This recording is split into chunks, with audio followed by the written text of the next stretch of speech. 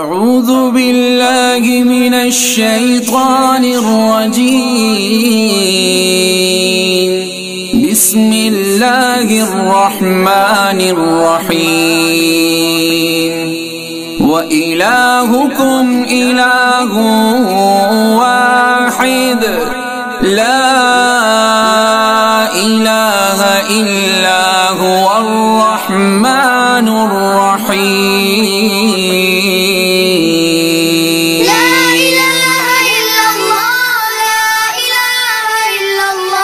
الحمدللہ رب العالمین والصلاة والسلام علی اشرف الانبیاء والمرسلین وعلی آلہ وصحبہ اجمعین، اما بعد۔ حضرات، دنیا بھر میں اس وقت لاک ڈاؤن چل رہا ہے،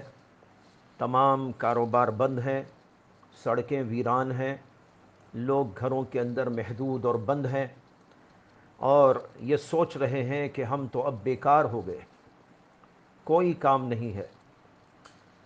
لیکن میں کہتا ہوں کہ ہم اب بیکار نہیں بلکہ بہت کام کے ہو گئے ہیں، کیونکہ اس فراغت کے وقت میں ہم بہت کچھ وہ کام انجام دے سکتے ہیں جو اب تک مشغولی کی وجہ سے نہیں کر پاتے تھے۔ لہذا ہمیں اس موقع کو بہت غنیمت جاننا چاہیے اور ان کو کام میں لانے کی کوشش کرنا چاہیے۔ حدیث میں بھی اس کا حکم دیا گیا ہے کہ اپنے فارغ اوقات کو غنیمت سمجھو۔ ایک حدیث میں ہے کہ اللہ کے نبی علیہ السلام نے فرمایا، اغتنم خمسا قبل خمس، شبابک قبل حرمک، وصحتک قبل سقمک، وغناک قبل فقرک، وفراغک قبل شغلک، وحیاتک قبل موتک۔ 5 چیزوں کو 5 چیزوں سے پہلے غنیمت جانو۔ جوانی کو بڑھاپے سے پہلے، تندرستی کو بیماری سے پہلے، مالداری کو فقر سے پہلے، فراغت کو مشغولی سے پہلے، اور زندگی کو موت سے پہلے۔ امام بخاری اور امام احمد وغیرہ محدثین نے حضرت عبداللہ ابن عباس رضی اللہ عنہ سے روایت کیا ہے کہ اللہ کے نبی علیہ السلام نے فرمایا، نعمتان مغبون فیہما کثیر من الناس، الصحت والفراغ۔ یعنی 2 نعمتیں ایسی ہیں جن میں اکثر لوگ دھوکہ کھا جاتے ہیں، ایک صحت کی نعمت اور دوسرے فراغت کی نعمت۔ اس حدیث میں ایک لفظ آیا ہے مغبون، یہ لفظ غبن سے بنا ہے، اس کے معنی ہے دھوکہ دینا، اور مغبون کے معنی ہے دھوکہ کھایا ہوا آدمی۔ مثلا ایک شخص سونا دے کر مٹی خرید لے تو کہا جائے گا کہ اس نے دھوکہ کھا لیا۔ اسی طرح ایک شخص نے اپنی زمین میں کانٹے بو دیے تو کہا جائے گا کہ دھوکہ کھا گیا، کیونکہ زمین میں کانٹوں کی جگہ کوئی مفید چیز بھی اگا سکتا تھا اور بڑا نفع کما سکتا تھا۔ اسی طرح یہاں اللہ کے نبی علیہ السلام بتا رہے ہیں کہ اکثر لوگ صحت اور فراغت کی نعمتوں میں دھوکہ کھا جاتے ہیں کہ ان کو بہت اچھے کاموں میں لگا سکتے تھے مگر گھٹیا کاموں میں لگا کر دھوکہ کھا جاتے ہیں۔ محترم حضرات، یہ صحت اور فراغت اللہ کی عظیم الشان نعمتیں ہیں۔ ان کو اگر کسی اچھے کام میں لگا دیا جائے تو ان کا ثمرہ بڑا بھاری اور اچھا نکلے گا، اور اگر ان کو کسی گھٹیا کام میں لگا دیا تو ان کا نتیجہ بڑا گھٹیا ہوگا۔ اس کو ایک مثال سے سمجھیے کہ ایک شخص کے پاس 10 لاکھ روپے تھے اور وہ ان کو کسی اچھے کام پر، کسی اچھے پروجیکٹ میں لگا دیا، اور چند سالوں کے بعد اس کا نفع 2 یا 3 گنا آیا، تو وہ کس قدر اپنے آپ کو خوش نصیب سمجھتا ہے۔ کیوں؟ اس لیے کہ اس نے اپنے روپیوں کو ایک اچھے کام میں لگایا تو آج اس کو بڑا نفع ملا ہے۔ اس کے برخلاف اگر کوئی بے وقوف اپنے 10 لاکھ روپے صرف کھا کر اڑا دے، اور کھائے بھی وہ چیز جو نقصان دینے والی ہو، جیسے کوئی پان پرک کھا لیتا ہے اور اپنا روپیہ اڑا دیتا ہے، یا سگریٹ پھونک کر اڑا دے، تو جو کچھ اس کے پاس تھا وہ اس طرح کھا کر اور پھونک کر ختم کر دیا، تو چند سالوں کے بعد اس کے پاس اصل سرمایہ بھی نہ رہے گا، نفع تو کجا، اور اس کو سوائے افسوس اور حسرت کے کچھ نہ ملے گا۔ اسی طرح جو لوگ اپنی صحت اور جوانی کے زمانے کو اور اپنے فراغت کے اوقات کو کسی نیکی و طاعت میں، دینی اور علمی کاموں میں لگاتے ہیں اور اس زمانے کو غنیمت سمجھتے ہیں، وہ آخرت میں نفع ہی نفع میں رہیں گے، اور جب آخرت میں ان کو ان کا ثمرہ ملے گا تو وہ بے پناہ خوش ہوں گے، کیونکہ ان لوگوں نے اللہ تعالیٰ کی جانب سے دیے ہوئے سرمایے کو عقل مندی کے ساتھ اچھی جگہ لگا دیا تھا۔ اور جن لوگوں نے اپنی صحت اور جوانی کو اور اپنے فراغت کے اوقات کو بیکار اور فضول کاموں یا گناہوں میں لگا دیا ہوگا، وہ وہاں آخرت میں نہایت ناکام ہوں گے، گھاٹے میں ہوں گے، خسارے میں ہوں گے، کیونکہ ان لوگوں نے اپنے سرمایے کو اپنی بے وقوفی سے غلط جگہ لگا دیا تھا، اور وہ سارا سرمایہ ختم ہو گیا، اور آخرت میں ان کے پاس سوائے حسرت اور افسوس کے کچھ نہیں ہوگا۔ حضرات، جب یہ مثال سمجھ میں آ گئی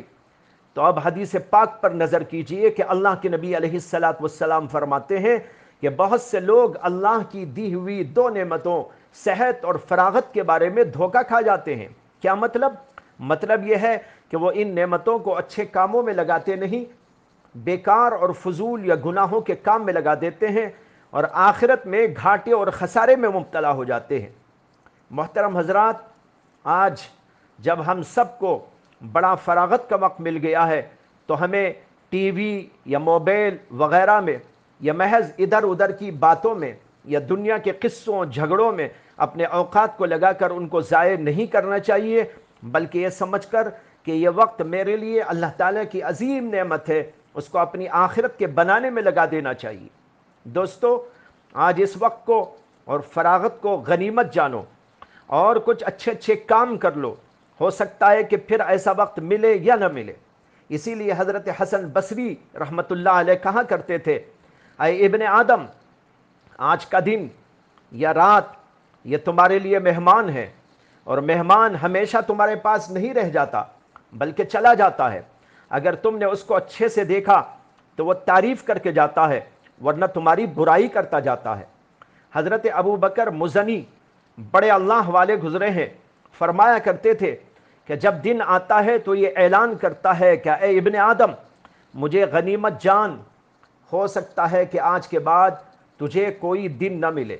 اور جب رات آتی ہے تو وہ اعلان کرتی ہے، اے ابن آدم، مجھے غنیمت جان، ہو سکتا ہے کہ پھر تجھے کوئی رات میسر نہ آئے۔